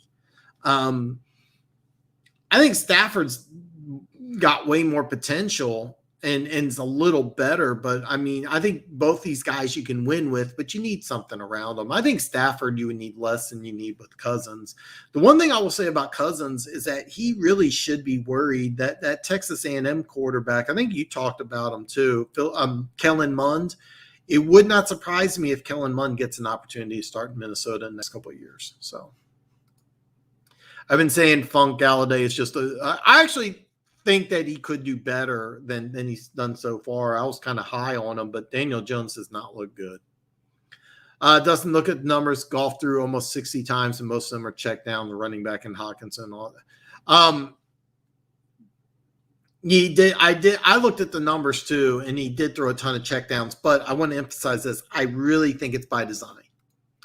Probably that's it too. The only people Galloway can get is upward. They said Fisher was playing for the Colts Sunday. That's big if Fisher can play. Hopefully he's healthy. I think the Rams may be feeling themselves a little with my Bucks on deck week 3. Rams may overlook the Colts. That you're right. They could overlook it. Fisher being healthy is going to be a big deal. If he's not, that's going to be big. If he's not, any offensive line problems is going to be bad. And I'm still not convinced Wentz can handle pressure. So, but I mean, again, I'm pulling for you, but Fisher playing is going to be big. What receivers do you have, though? I can't hate Golf, but you put up enough points to win. Defense has to do better. In all fairness, they had 17 points going into 2 minutes. The offense needs to do better. Defense needs to do better. I tried explaining to Luke G that your receiving talent was just bad. And then after he was on the show, he showed me clips of 45 minutes. Like, these receivers can do these routes. These receivers can do these routes. So it's not really the sum. And I'm like, yeah, but you don't have one receiver who can do everything. Like, you don't have Devontae Adams. You don't have Tyreek Hill. And you don't have an elite quarterback. So if you had a better quarterback, these things kind of work out. But and that's something I was really surprised with. I really thought that they would do more. I know when oh man, I'm drawing a blank now. Your assistant general manager was in Kansas City. I'm drawing a complete blank. John Dorsey. Okay, I'm sorry. I know I was really expecting Dorsey to do more. I was expecting Dorsey was the one who orchestrated the OBJ trade to Cleveland. So I was expecting something more along those lines than the small moves that they're doing. But the receivers that you have now and that you're going to have in 2022 probably different, except for Amon-Ra St. Brown. So he's not worth $18 million, and you're seeing it right. Giants having buyer's remorse right now. Yeah, Miami needs to let Tua play and stop babying him. When I think they may go down Bills D. I'm telling you right now, the Bills D is not that good. All right, they have a weak interior. Don't get me wrong, the corners are solid. Tre'Davious White's an absolute stud. Safeties are decent, but the number 2 corner so. You can run against them. You can run against this team. And the pass rush, they got 2 rookies and they got a couple veterans, but it's not a great pass rush. I don't think the Bills defense is that good. That's why I kind of think that this is a bad spot. I can see Miami getting a running game going. And here's the problem with Miami is that if they can run the ball, Tua is dangerous because they got talent. Waddle scored a touchdown. He's got all the ability in the world. My question is, can he stay healthy? He's healthy. All right. Devontae Parker has all the tools to be a number 1 wide receiver. He can't stay healthy. Now, you are lucky. You got that one guy. I already forgot. That's like the 5th name. The Houston Texans receiver from Notre Dame. We talked about earlier. He's already out. Fuller's out. But you got your number 6 overall pick. He's good. Devontae Parker, your number 1 pick. And then you also have a Pro Bowl caliber tight end. So they can throw the ball, and you know that they can throw the ball. They're going to have more success throwing against Buffalo than they are against New England. The difference is they probably couldn't run consistently against New England. They will against Buffalo. So,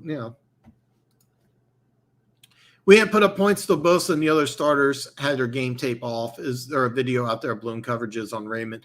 I didn't see that, but you're not the only person that said that either. So if it's brutal hot, Buffalo has little chance. It could be, Mike. You have to tell me, though. As they say, this week's a new week. Hope things change. Green Bay against Detroit.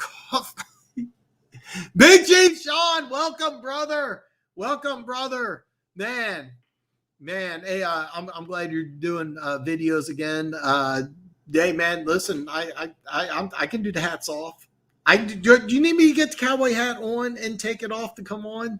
So, man, I'm glad you're here, man. I'm so glad you're here, man. I put action on the Chiefs this week. So, but I got 2.5. It's now 3.5. So, anyone say Goff didn't have a deep threat in LA and Stafford already hit the same amount, 50+ yards receiver?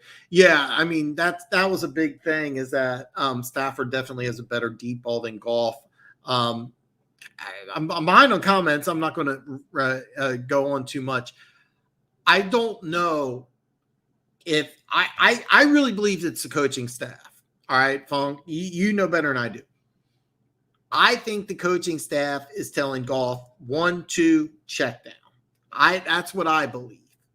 If that's not the case, you let me know. But Chargers, Cowboys could be one. Absolutely, it can be. I believe that. Yeah, that's going to be a fun game to watch, man. One pride is letting everybody know he's pointing to the fences, and yes, he is. This Dustin. Here's the deal. One pride got a payday loan on his car, bet his car on the Lions to win. Fuck the 11.5. He's money line.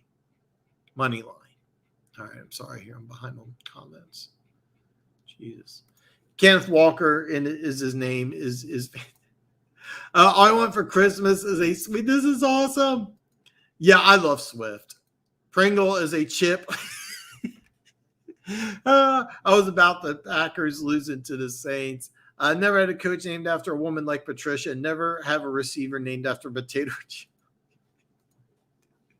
How long do you think Bennett the enemy this year? This is it. The USC job is a job that is a huge college job that Bieniemy might be interested in. He hasn't publicly said no. I think after this year, that's a college job that he may be interested in, and he'll have his choice of about. I mean, every year there's 5 to 6 NFL jobs, and he'll have his choice. He'll have his choice. He's going to be number one. Number one. A lot of NFL teams really like Bieniemy, and the NFL is making a big push to hire black head coaches, and they should. They really should. So Bieniemy, this is his last year. He'll be a head coach somewhere, whether it's the NFL or USC. And the only reason I say USC is that's a premier job, and it's one of the few jobs in college football where you don't have to really recruit. You get stud players that will always come to USC. So, Dustin, you don't go after Pat's coaches for a reason.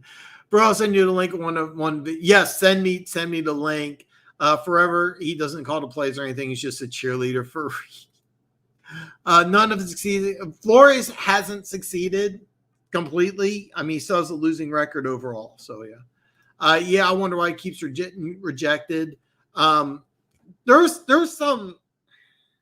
He actually does a lot of play calling in Kansas City. It's kind of a misconception, but facts. And Joe Judge isn't very good either. So far, he has some work to do. He did do good the last half of the season.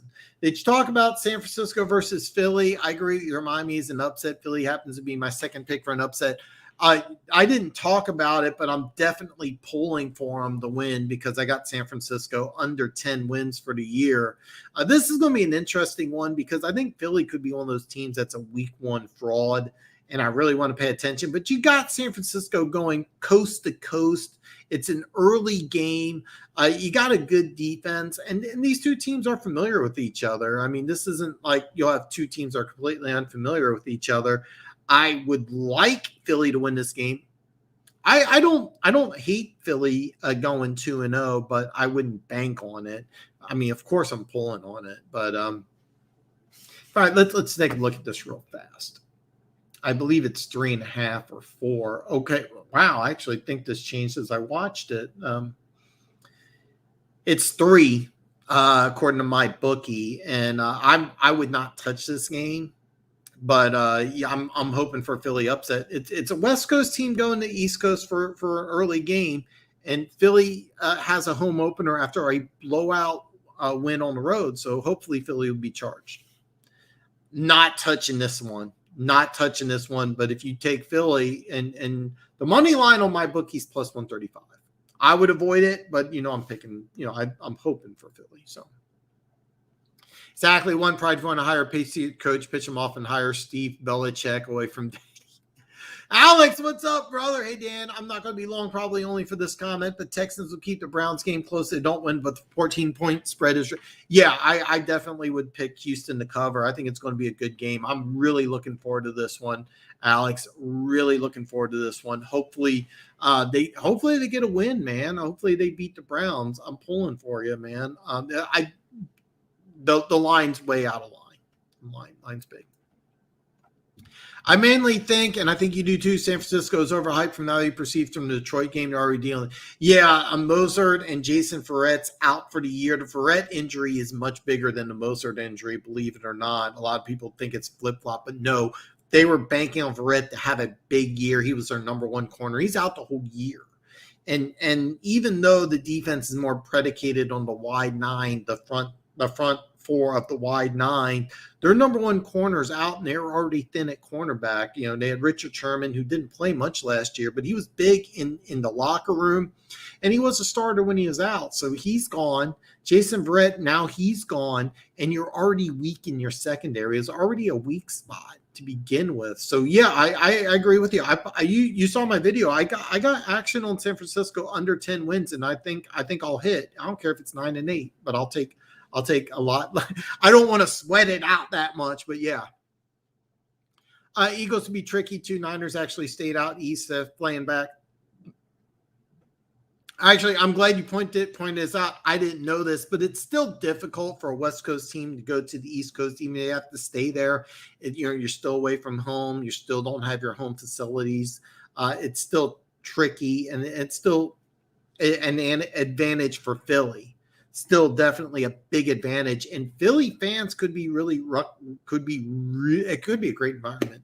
I'm not betting on this game, but obviously because I have action on the Niners under 10, I'm pulling for Philly big time. But I said this Wednesday. I think that Philly and Cincinnati could be these week 1 frauds, just like Jacksonville's last year. Remember, Jacksonville won against the Colts last year, week 1, and what happened? Well, they ended up going 1-15. So, yeah. Not that I'm big on the Eagles either, but they're coming off beating the shit out of the Falcons. Yeah, I have to admit, I was surprised about that. Well, let's hope the son isn't like the father, because all this just cycles try to act like Bill, and they all bomb big time. It's obvious Daddy is growing the hair, even though baby Belichick even handles interviews like Daddy. By the way, I mean, it's just a matter of time. From the way I understand it, is McDaniels is probably going to take over as head coach in the next year or two, and who knows what's going to happen with Belichick. So, Niners have struggled with mobile quarterbacks, so Eagles could be a pain in the neck. I think this is going to be a fun game, man. It's going to be a fun game. One Pride 40 Flores ain't bombing big time. He's flourishing. My prediction, Raiders fall to the Steelers, 49ers fall to Philly, Houston beats the Browns. I would love Houston beat the Browns. Denver destroys Jacksonville, New Orleans beat Panthers, Rams over Colts, Bills over Miami, Pats over Jets, Bengals beat Chicago. All good predictions. I'll pick this one. I do think Chicago will win. I think Cincinnati will definitely come down to earth this year. R.I.P. Wilson and the Jets going against Belichick, then goes to Denver Mile High against the Mafia, Don Fangio, and the Dogs on defense. Wilson never had a chance. Never had a chance to know you. It's really not fair, man. It's not fair. It's going to be a rough couple weeks for Wilson, man. It's going to be a tough year for Wilson, man. I think the Bills' O-line is the weakness of their team. Pass rush is average, but their safety the safety tandem's good. I really thought that there was 2 things they really should have worked on more than the pass rush. the defensive tackle position, because you can run against the Bills, and I really thought they should have added to the running back. And Matt Breida wasn't enough. I really thought that they should have got a legitimate number one big-time running back. So that was something that really bugged me. Because originally, after the season was over, after Super Bowl, I'm thinking Bills and Bucks. All right, Bills and Bucks. Then I watched Kansas City rebuild the offensive line, and I watched Buffalo do nothing. And I'm like, okay, well, if Kansas City rebuilds the offensive line, they were significantly better than Buffalo last year. Then I watched Buffalo say, you know what? We got 3 starting pass rushers. Let's draft 2 more. And then they used the next 2 picks, I think, on offensive linemen, which isn't bad. But I felt like I really felt the running back and defensive tackles position. And Kansas City went ahead and kept on adding to the offensive line. Now, I did think Kansas City needed to address the wide receiver position. They're hoping that Hardman and Demarcus Robinson can step up. I don't think they will, but it may not matter. So now I don't think Buffalo's as good as people think. I've been saying that. But this is a big challenge, and they need to step up, because I could easily see Miami winning this one. I'm surprised, Dustin. Yeah. Oh, shit. I'm back. Okay, here I am. All right. Falcons will be destroyed by Tampa. Cards beat the Vikings. Titans fall to Seattle. Dallas loses to the Chargers. Ravens over. He meant to say Chiefs over Ravens. And lastly, Packers get the first win over the Lions. Alex, not too bad on picks. A little homer for you in the Cleveland loss. Alex, don't tell One Pride the Lions will do the Packers. He will throw the stuff in. Alex, you missed it. One Pride 40 took his car to a payday loan place, bet his car on the money line. He bet Detroit to beat Green Bay. Alex, the only 2 picks I'm stretch are Houston versus Cleveland and KC. I do have action on Kansas City, Alex. So I need them to cover 2.5. So I need a win this week. Aaron Rodgers is amazing after bad losses. Pride. I can't take. I do think this could be a blowout win for the Packers. So Pride said, yeah. One Pride is betting it, and he. By the way, One Pride, where is my damn jersey, man? So One Pride has bigger balls than any of us in the room. Take that line. He will be in my thoughts and prayers Sunday. What about Rodgers' offensive line? Hell yeah. You know what, Big Chief Sean? Hit me up. Let's do a show.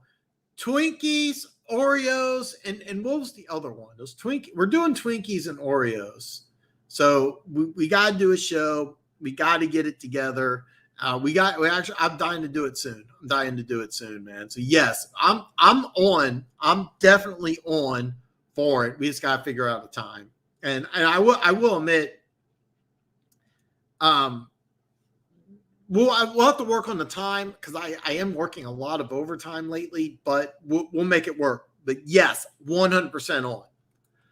I think Rodgers remembers how to play ball and will beat up a rebuilding Lions team. I think the Lions have talent, but unlike Philly and Houston, I don't think they have enough to challenge playoff teams. I agree with that too. I think that they're going to come back pissed and at home, and it's Monday night, and beat up a team that is struggling. So if the Lions win on Monday, I'll be smoking a cigar like I know you will. I know you will, man. And One Pride, listen, win or lose. I hope that you're here. I would not insult you if you lose.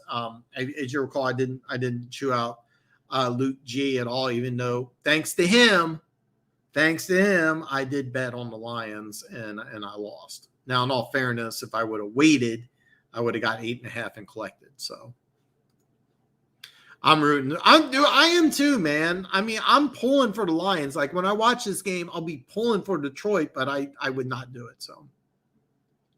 Yeah, Big Chief in the house, man. Go beat the Cheeseheads. I have nothing against Rodgers, but the Packers defense is garbage. Also, I wanted Wilson in the draft. I know you did. Okay, Dan, I'm putting you on the spot. Only 20-0 teams can play in the Super Bowl. Kansas City and the Bucks wouldn't be that crazy possible, but I don't doubt it, though. Absolutely. The Chiefs' schedule is actually very favorable. Is very, very, very favorable. They have a game at Buffalo, I think week 6, week 7, or Buffalo. I think Buffalo plays at Arrowhead. Tampa Bay's schedule, if I remember right, is also favorable. However, I'm telling you right now, they're going to lose the divisional game. I don't know where, but I would bank on them losing to the Saints. At least one to the Saints. That Saints team is really good. And Saints beat them last year. I think it was 34-23 and 38-3. So, yeah, I don't think Tampa Bay will go undefeated. I think they're less likely to go undefeated than Kansas City. Could Kansas City go 20-0? Yeah, they could, because they start off the season hot. They play their toughest games in the beginning. Now, they play Pittsburgh at Arrowhead late, and they play Green Bay, I think, early November at Arrowhead. But if they beat Buffalo like week 6 and they're 6-0, 7-0, or whatever, yes, the idea of Kansas City going 20-0 is very possible. And more and more people in Kansas. I'm kind of hoping they lose like some fluke game early in the year. But yeah. I think Kansas City, and maybe it's a homer in me, but Tampa Bay, the biggest obstacle they'll have is in the division, because I think that Carolina will present an interesting challenge. And we talked about it earlier, is that Carolina plays that weird 3-3-5 that's kind of hard to prepare for, even though they've already seen it. But they didn't have Christian McCaffrey. They didn't have Darnold. And then the Saints would present a ton of problems. So, yeah, one Pride 40 took his car and bet it on the Lions. Screw the money line. No, he didn't. Okay, and then putting you on the spot, two 19-0 teams play each other in the Super Bowl, Kansas City and Bucks, possible. It seriously, I would love it, and it wouldn't surprise. Right now, today, I think these two have to be your Super Bowl favorites. In the AFC, I think Buffalo's a step behind. Miami, if they win, they'll be a contender. I think you got to watch out for Pittsburgh. I do still think you have to watch out for Baltimore, even though I think they'll be 0-2. They're a team that, if they get in the playoffs as a wild card, would almost be more dangerous as a favorite, in my opinion. Baltimore's a dangerous team as an underdog. So, yeah. Can't listen to Homer. No, I am not betting on the Lions ever again, Mike. Hold me to that. So even though I'm like, this is almost Lions color. I didn't realize that. But yeah, I do like this shirt. So, but one Pride 40's adamant. Yeah. On the under for the Houston-Cleveland game, I'd take the under. The spread will not be 14. Everyone still thinks Houston is still run by incompetent. Still run by incompetent people. That's maybe good for Houston. I'm tired of these analysts. I know you spelled analyst right. I was just playing. No, I 100% agree with you. I think it's going to be a closer game. And I think the line here is 13. Let me see here. Yeah, I got 13. Some places it's 14. I'm actually tempted to take Houston just a little bit, but I already got my 2 bets. I'm going to collect on these 2 bets, and then I'm going to take some weenie bets, because I just want to build a little up on my bookie, and then I want to withdraw, and I kind of want to see how that whole process goes before I give them my full endorsement. I meant to put something in the description for my bookie with the referral bonus, because I get like a referral bonus. So that's kind of what I'm looking at. Whatever happened to Monday Night Football? Used to be premier games. You check out Peyton and Eli show on Monday Night Football. I'll probably watch it. The 2 teams don't care about playing that. I actually do want to watch the Peyton and Eli. And this Monday night's a good one. I think next Monday night will be interesting. It'll be fun. I'll be excited to watch it, even though I am not really expecting a big game. To tell you the truth, I expect Green Bay to win by quite a bit, but I'm going to be pulling for the Lions. Sunday Night Football, of course, is going to be real good one. Hopefully a Chiefs blowout. I don't see any options yet, but Kelsey receiving total would probably be a good thing to look out for if you can get a good line. Waller had 10 receptions against the Ravens. Imagine Kelsey will be close. I'm thinking the same thing. On the flip side, you could also see them saying, you know what, we'll let Tyreek Hill beat us like Cleveland did, and then they'll go ahead and put Humphrey on Travis Kelsey. I know last year Humphrey covered Kelsey quite a bit, but I think you could go over on Hill. Hill's more up and down than Kelsey, but you could probably take the over on Hill as well. The numbers haven't come out on my bookie yet as well. I'm not doing any prop bets. I might on that particular game, to be honest with you, because you'll probably get over 300, is I might actually take the under on Mahomes. And the reason why I say that is because the Chiefs have had luck blowing the Ravens out the last couple of years, and they get up by a couple touchdowns. I think that they'll be able to run the ball better than they did against Cleveland. So you may see under on the Mahomes yardage, but you have to get a high number. I mean, it's probably right now, probably at like 304 to 308. But if I see something like 310, I'm sorry, not 310. I'm saying more like 312 to 315. I might be like, you know what? Maybe I'll take a little bit on the under, maybe. But both those bets would be solid. If they don't beat the Packers, I'll join. Okay, hey, all right. You know what? Listen, one pride. I'll tell you what. If the Lions win, I'll send you the link. Come on, and I'll let you have a couple minutes. You can talk about whatever you want. Just keep it semi-clean and no promoting your OnlyFans. But I do want a jersey. All right. Good night, everyone. Go Broncos, go Texans, go Lions, go Panthers, so Chargers, go Chiefs, go Miami, even if I like the Bills, go Eagles, go Cards. All right, Denver Gator. Matter of fact, we should wrap this up. It's getting on 2 hours, and I unfortunately have to get back to work. But, man, hey, thank you so much for everybody joining. Don't forget, give me a thumbs up. Drop a comment below with anything, everything. It helps the algorithm. One pride, you can put a comment in here. Lions guaranteed victory, so yes. So, Pride, what you're saying is dark horse AFC and NFC Super Bowl teams. I'll say Chargers and AFC, Arizona and the NFC. Let's go with NFC. It's not really a dark horse, but what about the Seahawks? I mean, a better team than last year. They won 12 games. Seattle is a team I could really see. You got an MVP candidate. You have a better defense. You have some really good playmakers. Problem is that they had injuries. The offense with the new offense, I'll have to check and see how that works out. But watch out for Seattle in the NFC. An AFC team, I said it already before, but Miami, a ton of young talent.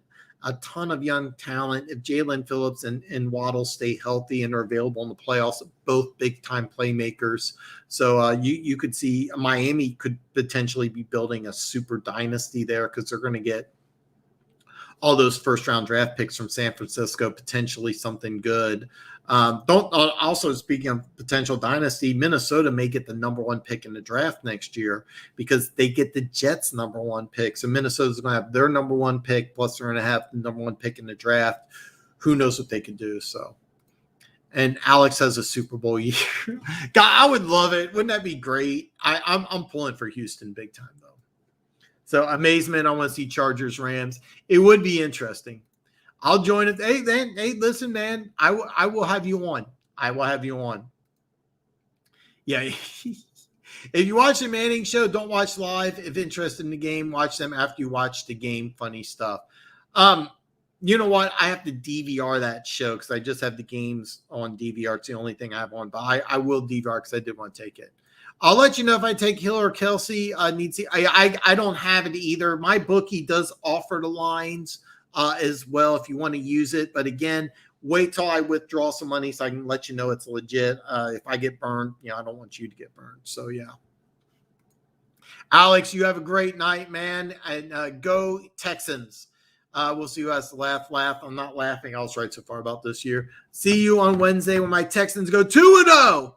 And peace. And that I will go ahead and wrap it up. Guys, thank you so much. This is my favorite thing in the world to do. So I can't thank you enough for joining. Don't forget, give me a thumbs up. Drop a comment below, and I'll see everybody back on Wednesday.